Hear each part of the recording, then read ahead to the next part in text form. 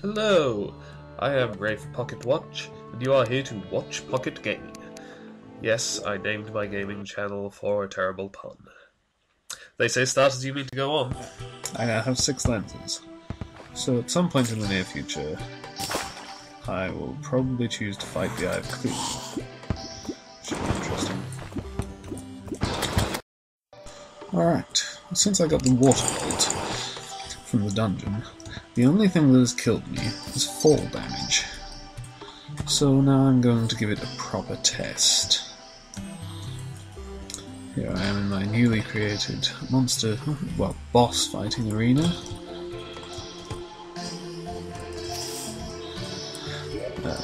I have my suspicious looking eye, which I crafted as a demon altar from 6 lenses.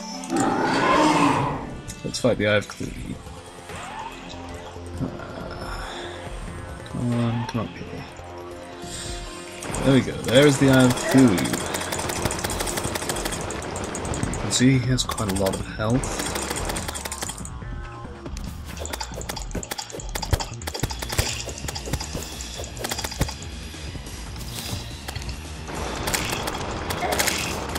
He also spawns regular sized demon eyes. But in some ways that's quite handy because killing them, they will potentially drop mana stars, which allows me to get my waterfall back online.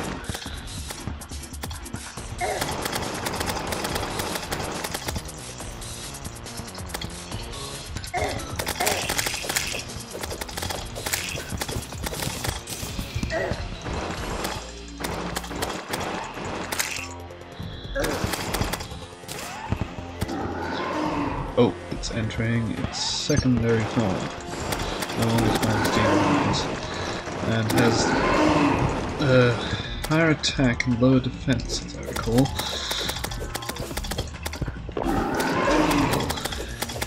I forgot to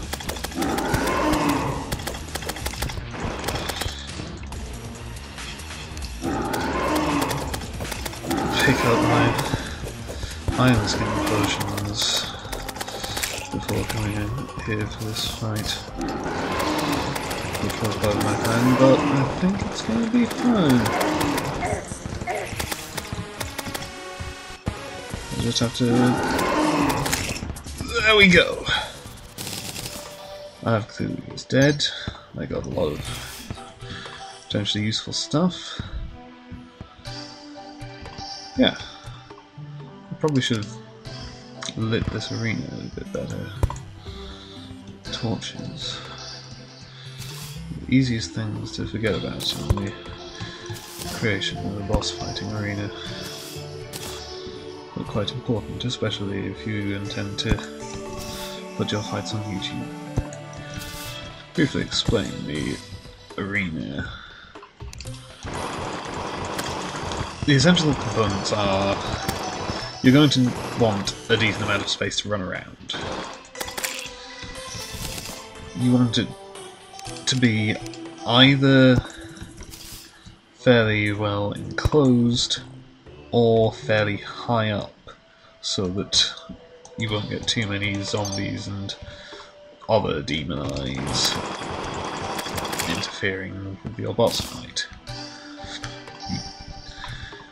You probably want it to be decently lit, though obviously I kind of managed without.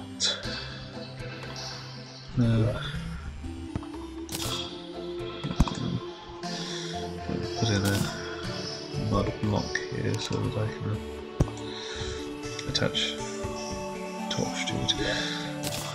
Another one. Here. Right. There we go. Yes.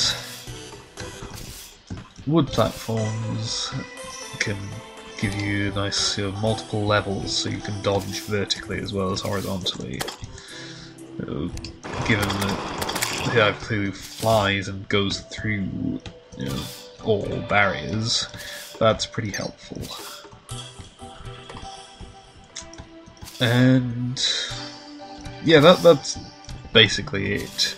And then it's just a matter of picking your weapons. is.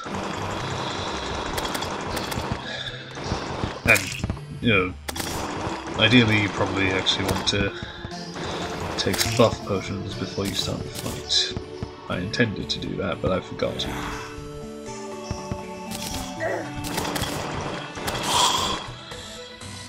There you go.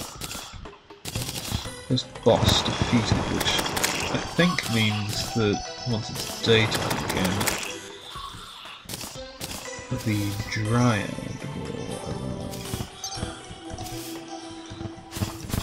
I think she turns up once you've defeated a boss, so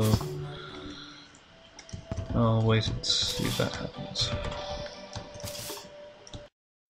This thing here is a shadow orb. There's useful stuff inside them, though, and they also cause meteorites to fall. However, until you have a nightmare pickaxe, you can only get rid of the ebon stone around them using explosives. Also, I have no inventory space. What was that? Shadow orbs.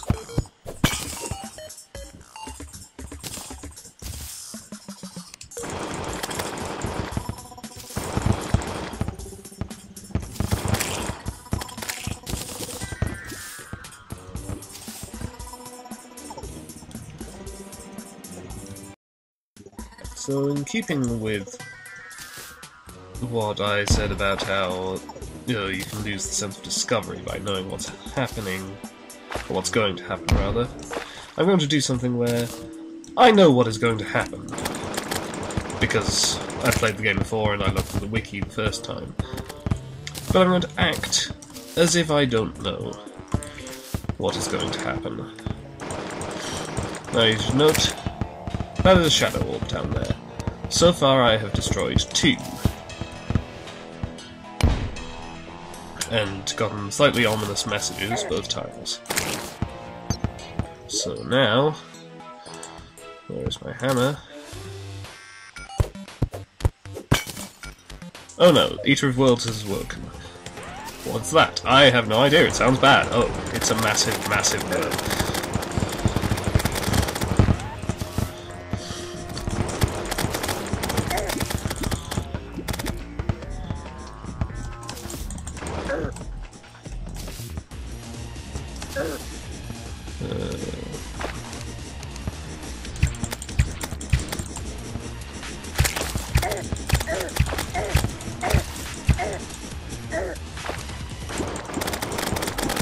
I've got it all twisted up here. And yes, the relevant thing about the Eater of Worlds, it splits into lots of little Eaters of Worlds.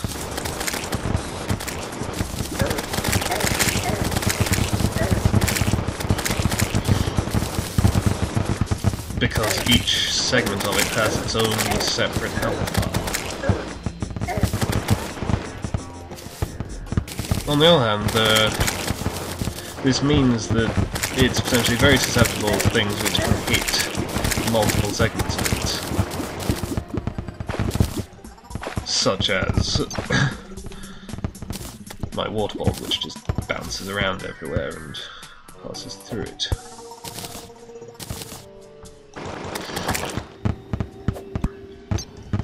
And now I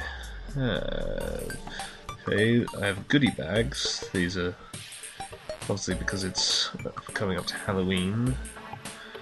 Lots of demonite, shadow scales. Oh, and a godly ball of hurt. That's pretty good.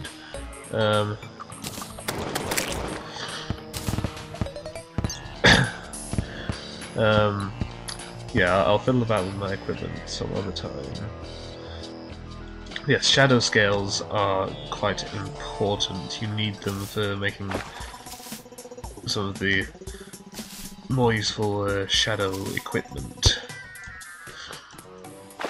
such as the Nightmare Pickaxe, which will mean I won't need explosives to get through this ebon stone anymore.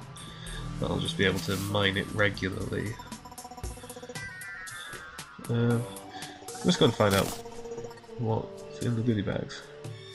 Ah, Halloween costumes, I guess. Pixie shirt, pixie pants.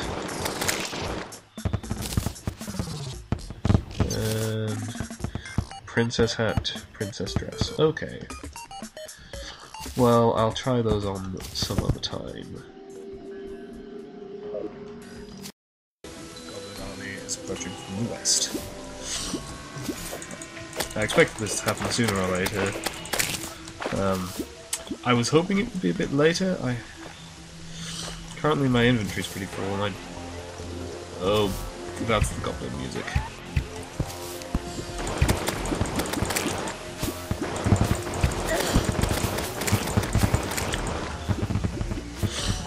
As I recall, the conditions for a goblin army turn up are having more than 200 max health, having a meteorite land, and something else that I can't remember, but which I have also fulfilled, obviously.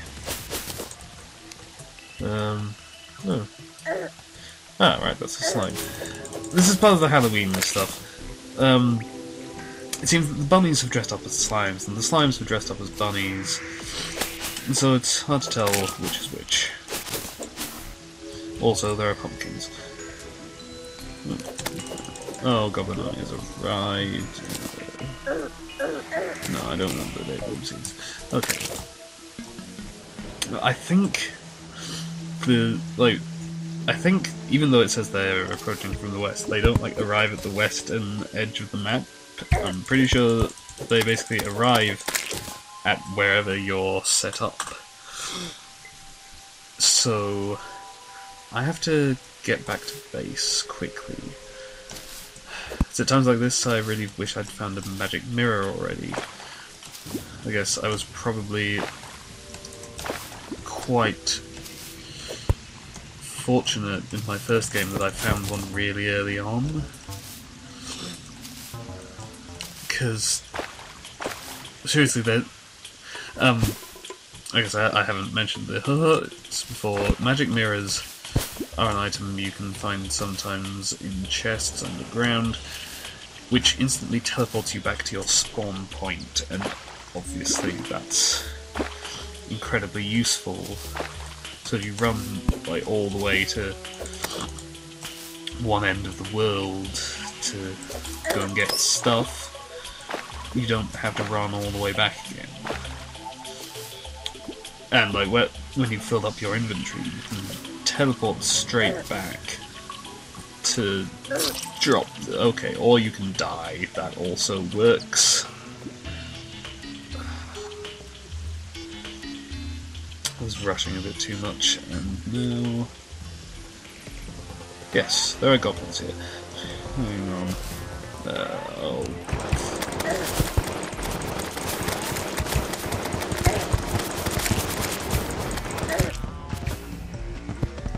I'm so thankful for my warthog right now. Deposit all. That'll do.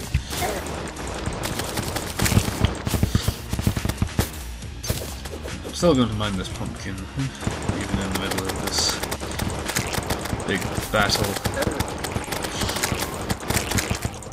Fortunately, I'm pretty sure my NPCs are safe, because of course okay, maybe not. Get back in your houses, you fools!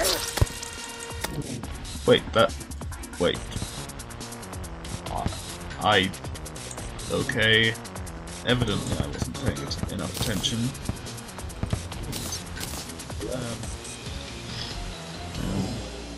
Potions. Oh, what?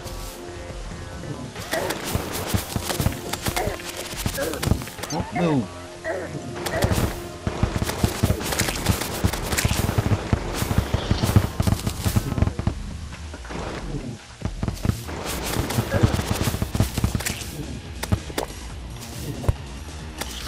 Goblin sorcerers are particularly annoying because, as you may have noticed, they teleport.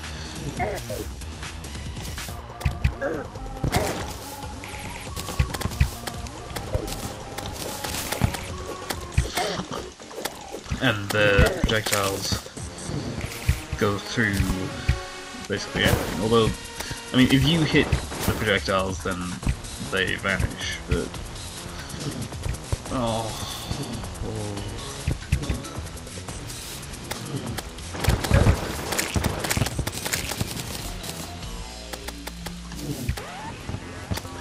Need some buff potions.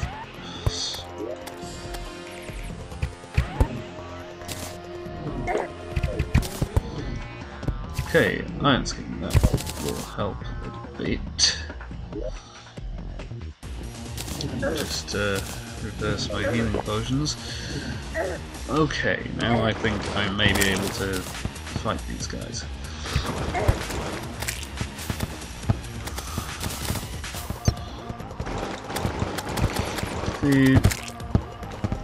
As obviously you can figure out by the sort of comparison, Goblin Army really is somewhat more difficult than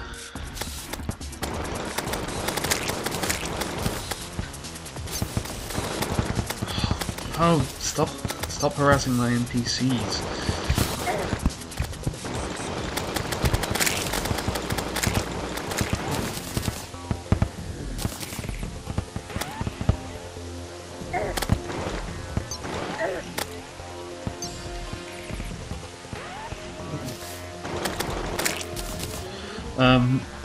Yeah, the Goblin Army is kind of more difficult than the other sort of bosses.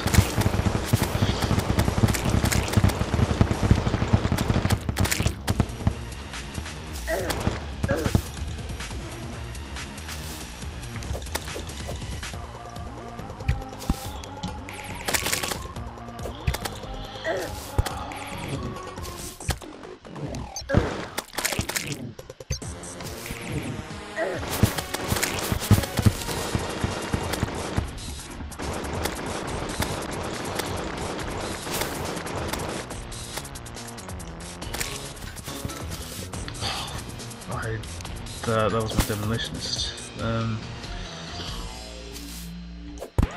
It's a good thing that your NPCs come back. What? The thing is, I'm hearing the sounds of them getting hurt from like over there. So did they drop off, or is it just there's? Oh, I got a harpoon. Equipping that right now because harpoons can be really good. I mean, on the plus side, like my guide seems to be safe. Oh dear lord.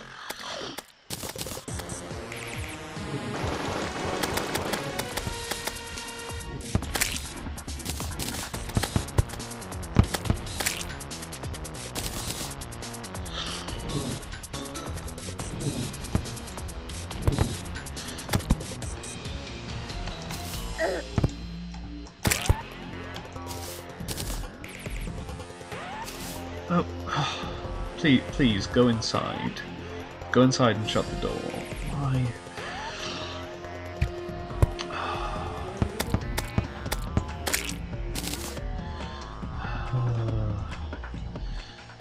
So yeah, I'm gonna have to set up some sort of better defenses for my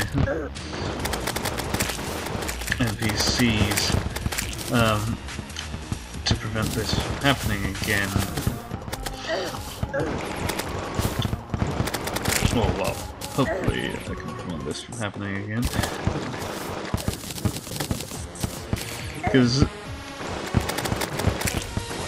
in my previous game, that was, you know, after a certain point, you find like the Goblin Army itself ceases to really be an issue, and you know, like for you, but the NPCs are defenseless for all that they have more health than you start with.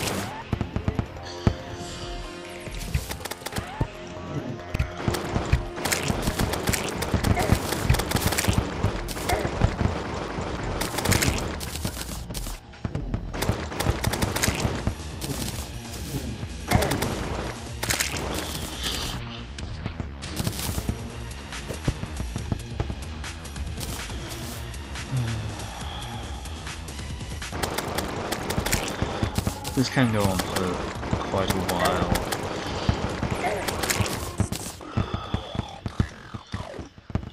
Because, like, the actual number of goblins you get in a goblin army is... I can't remember, but it's a pretty high number.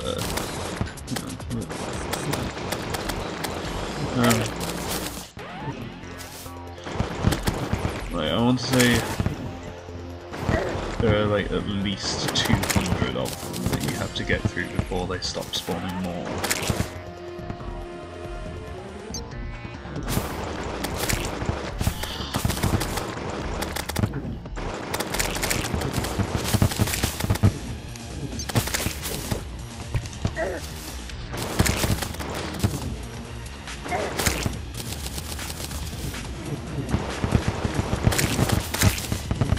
Ah! Goblin army has been defeated. Of course, that just means that it stops spawning new goblins. So the ones that are already here, I still have to get rid of. But oh, music is back to normal. There might still be some hanging around, but. Okay. Okay.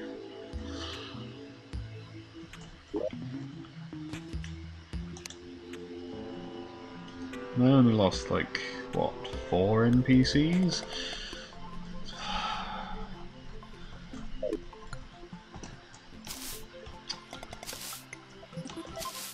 It's annoying because, like, in practical terms, obviously, the houses are in the sky. Goblins can't fly or anything, but they spawn, like, sometimes enemies will spawn, like, way up, basically, in the sky, and they drop, and so they land on these things. Karate tortoise. Definitely not a Ninja Turtle then. Wait, what? Okay, my Dryad has moved down here. Well, at least the merchant didn't move in on the floating island, because I still have to sort that out. Gotta take out that torch so it stops being a valid house. Well, that was something.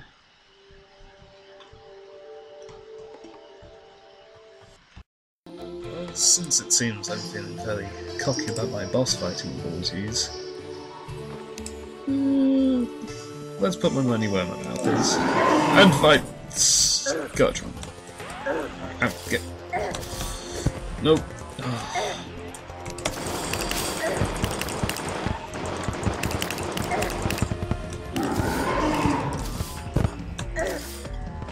Fine.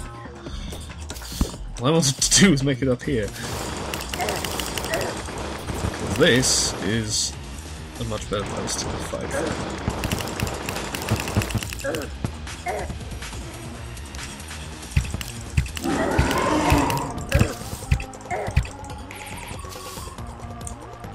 Oh.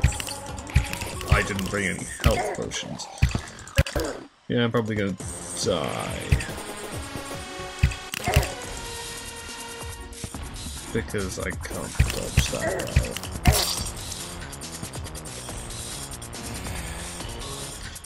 Okay, not quite that good yet. Okay, I'm the King Slime. Well, King Slime is welcome. I've never actually seen the King Slime before, and okay, it looks like this can. But for a moment there, I thought it was trapped. But oh. This is not a good time to be lying with it.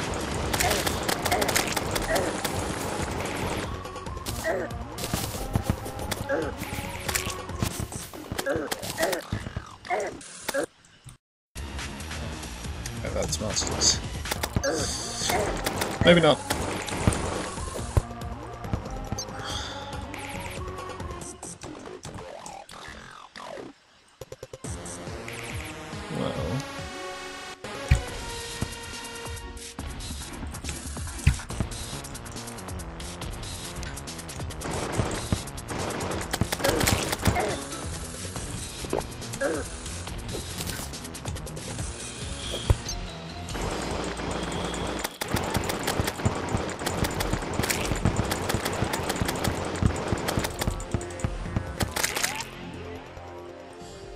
did.